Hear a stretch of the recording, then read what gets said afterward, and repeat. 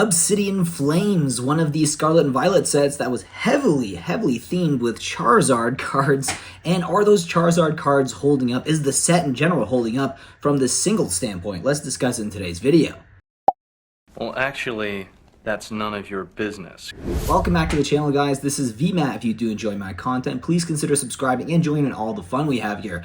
You might notice that there is a bit of a jump in the quality of the video, and that's a good thing because I ended up upgrading my phone finally. However, my old external microphone, my lapel one that I had, was not suitable for this new jack at the side of the phone, so I'll probably have to update that, and maybe the next time I do a video like this, you'll actually hear me a little better than you are right now with the new microphone in place.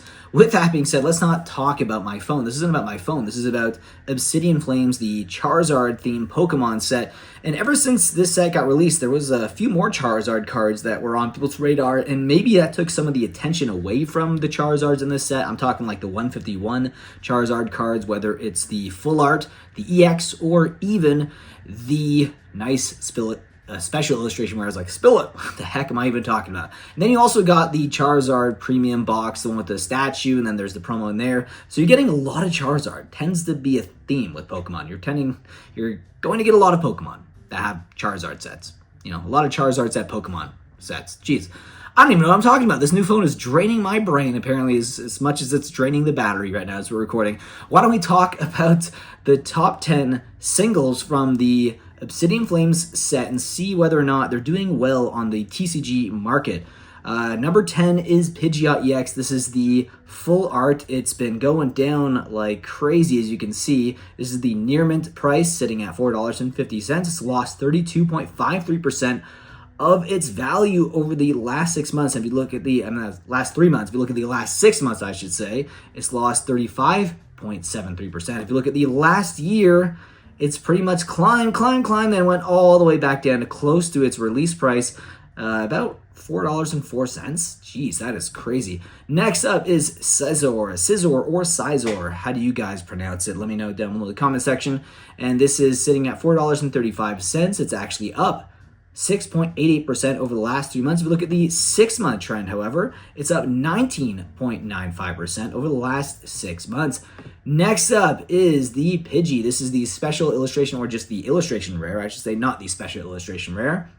This one actually is hard to pull, and it's up 28.12% over the last 3 months. It's actually doing pretty well on the market. A lot of these singles in the Scarlet and Violet era are surprisingly doing well. Now, if you look at this 6-month trend, it's actually up 67.22%, and the highest price point was $9.91, and that was from September 23rd through September 29th from that week. Next is Gloom. I love this. Probably my favorite illustration rare in this set. I love the colors. Very vibrant, very psychedelic with this card, which kind of fitting for the actual card in general in the Pokemon. It's actually up 57.85% over the last 3 months, and it's sitting at $7.34. If you look at the last 6-month trend, it's been actually steadily on the up. It hasn't had many declines. It's had some peaks and valleys, but overall, it's on a steady trajectory up with good sold comps. And 39 items sold from the 18th to the 24th. And if you go to the previous week, 94 of them sold, so strong sell-through rate on this card. Next up is Cleffa. 202 of 197, beautiful illustration rare here. This is one that I've actually pulled. I've never pulled the Gloom, but I have pulled this card. Really wish it was the Gloom, though. Love that card a little more. This one's actually down 0.86% over the last 3 months, sitting at $8.10. If you look at the 6-month trend, it's actually up by 0.36%, so it's really been flat over the last 6 months. If you look at the 1-year chart, you can finally see it started to pop off at the end of March, beginning of April. It was 469, then the next week it was 703, week after that 782, and then it's kind of been steadily on the up from then, but just very incremental growth with this card. Now we're going to be talking about the very first Charizard, and this is the Charizard full art, beautiful card here, sitting at $8.29. That is the light play version of the card. Let's look at the near mint. Okay, it's up 6.31%, sitting at $8.59. That's over the last 3 months. If you look at the last 6 months, it's actually up 12.47%. So it did have quite a substantial dip all the way down to $6.73 from its higher price point of $8.61. So ever since then, it's been on a nice recovery, and there's decent sell-through rate on this card. 26 of them sold from the 18th to the 24th. Previous week, 66 items. So good sell-through rate on this card, which isn't surprising because it is still a Charizard. People love to collect those Charizard cards. Next up is the Pidgeot EX, the special illustration rare. Because it is an EX, third form, evolution, it is actually currently sitting at $12.04 for its near mint hollow foil market price, and that's actually up 8.96% over the last 3 months. If you look at the 6-month trend, you can see that's actually down, so, which is kind of shitty because I do have this card. I like it. I like the artwork, but it's kind of polarizing artwork because it does look like a kid could have traced it or drew it. I don't know. Let me know your thoughts about the artwork down below in the comment section. Looks like its highest price point was $15.33 from October 21st to the 27th, and then has been on the decline ever since then. Next up is the Ninetales. Beautiful card, beautiful artwork. I actually think this looks nicer than the 151 illustration rare, but you let me know down below in the comment section if you disagree. This card is currently sitting at $14.07. It's up 28.49% over the last 3 months, steadily on a nice climb right there because it is a beautiful card, and I think a lot of people realize that, just the artwork and colors alone. And if you look at the last 6 months, it's actually at 57.57%. Very nice sell-through rate on this card as well.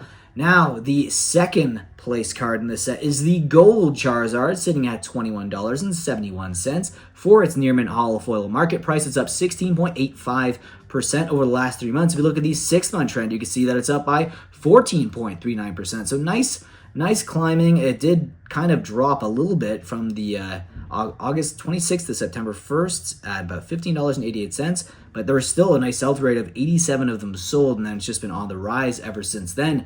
And of course, the most expensive card is the Special Illustration Charizard, and it's got a lot of competition, I have to say. What do you guys like more, this one or the 151? I think 95% of people will say the 151 Charizard.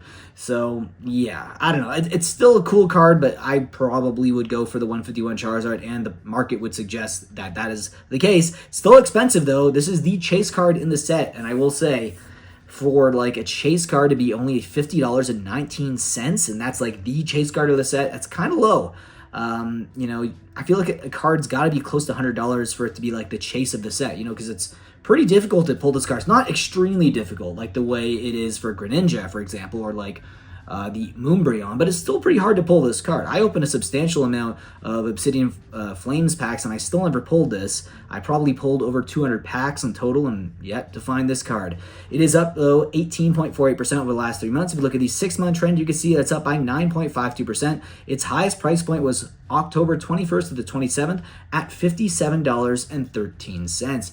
Okay, guys, I hope you enjoyed today's video, and again, let me know what your thoughts of Obsidian Flames are down below in the comment section. Do you think it's one of the weaker Scarlet and Violet sets, or do you think it's actually a sleeper set? Let me know down below in the comment section, and I'll see you guys in the next video.